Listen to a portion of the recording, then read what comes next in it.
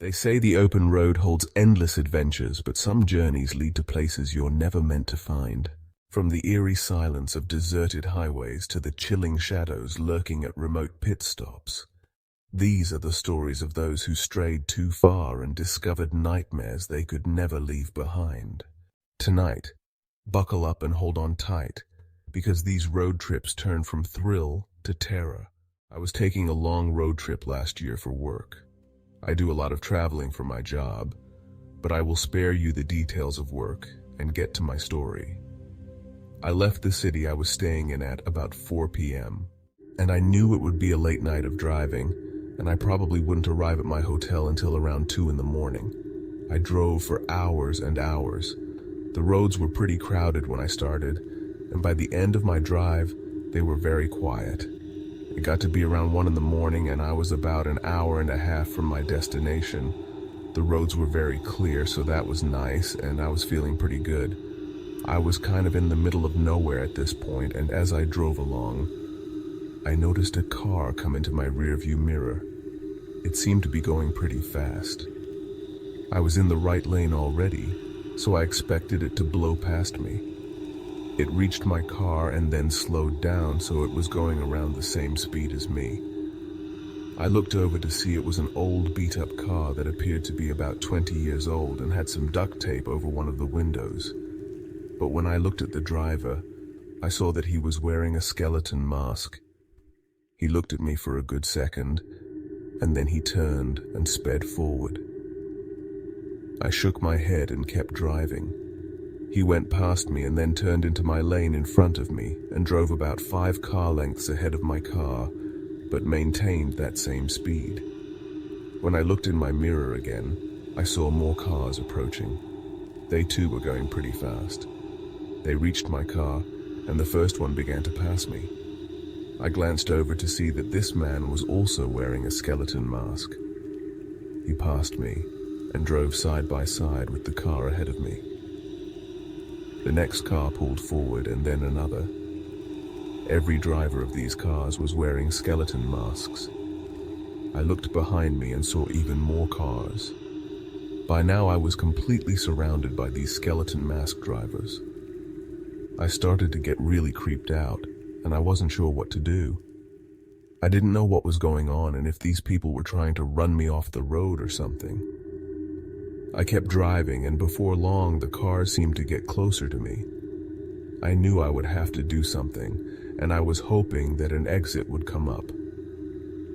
About a mile later, I was happy to see an exit finally come. I maintained my speed with the cars closing in on me, and at the last second, I swerved onto the exit ramp from the freeway. The 2 cars in front of me and the one next to me were unable to make the exit, so it was just me and a bunch of cars following me now. I took a right and frantically looked around for where I should drive. There were about 5 cars trailing me. I drove down the road, and one of the cars behind me started to speed up to pass. We passed a restaurant and another business, but then I saw a gas station, and to my surprise, I happened to notice a police car parked at it. I quickly swerved over and entered the station and drove my car right next to the police and parked. A few of the cars pulled in and then drove through the gas station and left. I waited for the officer to return to his car from the convenience store, and when he did, I told him about my situation. He said he would alert the other police in the area, and even offered to drive a few miles behind me on the freeway to make sure I wouldn't get followed again. That is exactly what we did, and I was able to make it safely to my hotel about an hour later. A few years ago, I was on a cross-country road trip because I was moving from one side of the country to the other. It was just me, all by myself, and I enjoyed being able to live out of my car for a while. The only problem was that I had an old car that was on its last legs. I was planning to purchase a new car and get rid of the old one, but I decided to wait until after I moved because of all the hassle. The car would occasionally die, but for the first part of the trip it did great. On the 3rd day it was really hot, and after driving almost non-stop for about 10 hours, night came. and I was driving on the highways. Then I felt my car starting to die. It was about 9 p.m., and the road I was on was very quiet. It was not a major freeway because I was taking what the map told me was a shortcut. Instead, it was a little highway surrounded by mainly woods. I did not want to be stranded here. My car slowed down and came to a stop on the side of the road. I shut it off and waited a few minutes before trying to start it again. When I did, nothing happened at all. Then I took out my phone to call for help. But unfortunately, I saw that I had no service. I wasn't sure what to do. I decided to walk out of my car and see if my service would work a little ways up the road. I walked about 20 feet up the road, looking at my phone to see if I would receive any bars. Just then, I heard a noise come from the woods. I thought it was probably a deer, but when I looked, I didn't see a deer. Instead, I saw legs of a man. I couldn't see the rest of him from the trees. I didn't know why a man would be in the woods at this time. It made me uncomfortable, so I walked back to my car. I got in, shut the door, and locked it. I looked into the woods from my car, but I didn't see anything. I went back to my phone and decided to restart it to see if maybe that would get me some service. It was a long shot, but I needed to try what I could. As my phone was restarting, I heard a noise to the right of my car. I looked, and my heart stopped when I saw a man standing at my passenger's window, looking in. He looked dirty and was not wearing a shirt. He started trying to open the door. When it didn't open, he started banging on the window. I sat there for a few seconds, frozen with fear. Finally, I began to yell at him to go away, but it didn't seem to work. I tried my phone to call the police, but it still didn't have any service. Then, the man suddenly stopped banging and ran back towards the woods. I saw him grab a large stick and then start to walk back to my car. I was about to get out and run away. I didn't have a plan after that, but I didn't feel safe in my car with that guy banging on it. As soon as I started to open my door, I saw bright headlights of a truck pulling behind me. The truck came to a stop behind my car. I got out and walked to it. It was a large-looking man who was wearing a camel jacket and started to ask if I needed a tow. But in the middle of his sentence, he saw the man with the stick arrive at my car. I told him the man seemed to be insane and was trying to get into my car. The man in the truck then reached under his seat, grabbed a gun, and got out and yelled at the man.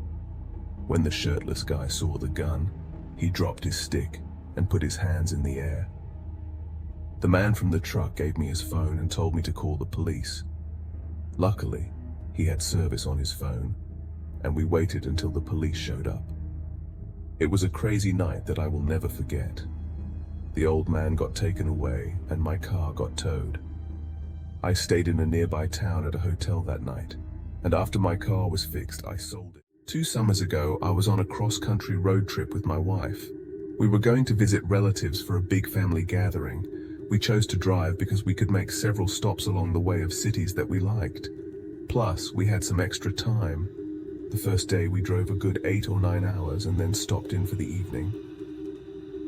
On the second day, we wanted to make it a little bit farther, so we drove a little later into the night. We got off the freeway at about 11 p.m. and went onto a highway. The highway had woods on both sides of it and was pretty quiet at this time. We only saw a couple of other cars on the road. About 10 minutes into being on that road, we saw what appeared to be a man standing in the middle of the road waving his arms. I slammed on my brakes to slow down. When we got closer, we could see that it was an older-looking man who appeared to be in his 70s. He looked like he was in trouble, and we stopped the car. The old man came up to my driver's window, and I rolled it down just a crack. He seemed genuinely concerned. He said that his car ran out of gas a ways back off a side road, and he was walking to try to get back to his house.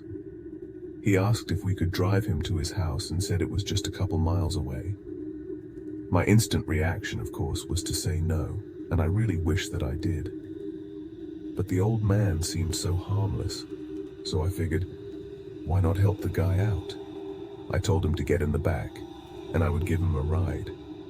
He got into the back seat of my car and said thank you to us several times. Then he told us his house was just up the road, and he had some gas he could take to his car in his other truck. He directed us to his house. We drove up the road about a mile, then took an exit to a very quiet road surrounded by dense woods on both sides. We continued down this road for a minute or so when the man told us to turn at what appeared to be a driveway. I pulled into it and asked the man if this was his driveway. He said yes, but then asked if we could drive farther up. It was a skinny driveway that winded around, and I could not see very far in front because of all the trees. I kept driving down the skinny drive. I started to get a bad feeling. Then the skinny road turned into a clearing. The man said this was fine and we could drop him off here. Then he got out of my car. But as soon as he got out, I saw movement coming from the woods behind my car. Then I turned and saw more moving in the front. I didn't hesitate at all, and I stomped on the gas and put my car in reverse, not even knowing what it was. My wife then started to scream. I looked and saw multiple men running at my car from 2 different directions. I backed out the skinny driveway as fast as I could. A man hit the side of my car with something. I don't even know what. I got out of the driveway and back onto the road and sped off to the highway. My wife was shaking, and I have to admit that I was too. I don't know what kind of trap that old man was trying to lure us into, but I know I'm never stopping to pick anyone up again. Last year, I set out on a long road trip for work. I travel a lot for my job, but I'll skip those details and get straight to what happened. I left the city around 4 p.m., knowing I'd be driving late into the night and wouldn't reach my hotel until around 2 in the morning. For the first few hours, the roads were packed with cars, but as the night went on, the traffic thinned until it was just me and the empty, dark road stretching ahead. Around 1 in the morning, I was about an hour and a half from my destination, feeling pretty good with the clear roads. I was driving through a remote stretch of highway when, out of nowhere, I noticed headlights in my rearview mirror. A car was approaching fast. I was already in the right lane, so I assumed it would just zoom past me, but instead it caught up to my car and slowed down to match my speed. I glanced over to get a better look. It was an old, beat-up car with duct tape covering one of the windows. And the driver, he was wearing a skeleton mask. He looked straight at me for a long, eerie second before speeding up and pulling ahead, taking the lane right in front of me. I shook it off, just trying to focus on the road. But then I saw more headlights approaching. More cars were catching up, and each one was going fast. One car pulled up beside me, and when I looked over, I saw another skeleton mask. This driver too stared at me before he took the spot next to the first car. Soon another car came up beside me, and then another behind, each with drivers wearing those eerie, hollow skeleton masks. Suddenly I was surrounded by them, skeleton-masked drivers in every direction, encircling me on this empty stretch of road in the middle of the night. A chill ran down my spine. I didn't know what they wanted or what was going on, but I knew it wasn't good. They inched closer, tightening their circle around my car. I felt trapped, like they were closing in on me. I tried to stay calm, but panic set in as the cars got even closer, squeezing me between them. I prayed for an exit, a way out of this nightmare. After what felt like an eternity, I spotted an exit sign up ahead. The cars around me showed no sign of slowing down, so I held my breath and at the last possible second, veered sharply onto the exit ramp, hoping to lose them. The maneuver caught them off guard. 2 of the cars in front of me sped right past, unable to follow. But a handful of the skeleton-masked drivers took the exit and were still on my tail. I raced down the deserted road, desperate for a way to shake them off. We passed a few closed businesses, and then, to my relief, I saw a gas station with a police car parked outside. Without hesitation, I swerved into the gas station, pulling up right next to the police car.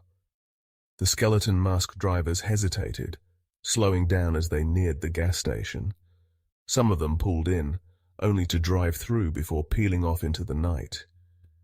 Eventually, they all left. I stayed in my car, my heart racing, until the officer returned from inside the gas station. I explained what had happened, and he assured me he'd alert other officers in the area. He even offered to follow me on the freeway for a few miles to make sure I wasn't followed again. With the officer trailing behind me, I made it safely to my hotel about an hour later. But that night still haunts me. The eerie stares, the skeletal faces, and the feeling of being hunted. I still don't know who they were or why they targeted me, but I'll never forget that night on the open road, or those hollow eyes staring at me through those masks. A few years back, I was on a solo cross-country road trip, driving an old, worn-out car. I knew it was a gamble to take this car on such a long journey. It was on its last legs. But I wanted to wait until after I moved to get a new one, thinking I'd save myself the hassle. The first few days of driving went smoothly, though the car had a history of stalling. But by day 3, the heat was relentless, and I'd been driving for nearly 10 hours. As night fell, exhaustion weighed heavy on me, and I found myself on a small, isolated highway surrounded by dark, dense woods. It was around 9 p.m. when I felt it, the car beginning to sputter. My heart sank. The road was completely deserted, and with each mile behind me, I'd been slipping deeper into the wilderness. The engine whined, choked, and then the car slowly rolled to a stop at the roadside. I sat in the silence for a moment, my only company the sound of the trees rustling in the night. I tried to start the car again. Nothing. Not a click. Not a hum. Frustrated, I reached for my phone to call for help. But when I looked down, dread twisted in my stomach. No service. My mind raced as I realized I was stranded in the middle of nowhere, alone with no cell signal. I thought maybe, if I walked a little down the road, I might catch a signal. I got out and walked about 20 feet, holding my phone up to the sky, praying for even a single bar. Just then, a noise drifted from the woods, a faint rustling followed by a soft crunch of leaves. I turned, expecting maybe a deer, but what I saw made my blood run cold. Between the trees, partially obscured by shadows, were legs, human legs. I couldn't make out the face, only those legs standing eerily still. The sight struck a strange terror in me. Why would anyone be out here at this hour, lurking in the woods? I quickly walked back to my car, locked myself inside and tried to calm down, telling myself it was probably nothing, just a hiker or maybe even my imagination. But then I heard a noise close by, right next to my passenger window. Slowly I turned my head, and there he was. A man was standing inches from my window, his face inches from the glass. His eyes locked onto mine, dark and intense. He looked dirty, disheveled and shirtless, his hair matted, his skin pale against the night. He reached for the door handle, tugging at it, trying to open it. When it didn't budge, his expression twisted, and he began banging on the window, each thud sending a shock through me. Frozen in terror, I could barely breathe. I screamed at him to go away, but he didn't seem to care. Desperately, I looked down at my phone again, willing it to work, but still no service. And then, as suddenly as he'd started, the banging stopped. I looked up to see him backing away from the car. My heart barely had time to settle before he reached down, picked up a heavy stick, and began walking back towards me, gripping it tightly in his hands. I was trapped. I knew I couldn't stay in the car, not with him coming at me like that. But if I ran, where would I go? Just as I was about to make a break for it, I saw bright headlights illuminating the dark road behind me. A large truck pulling up, stopping just a few feet behind my car. I bolted from my car and ran towards the truck. relief washing over me.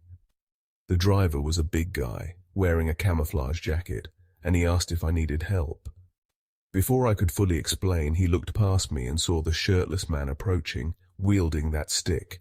The driver's face hardened, and he reached under his seat, pulling out a gun.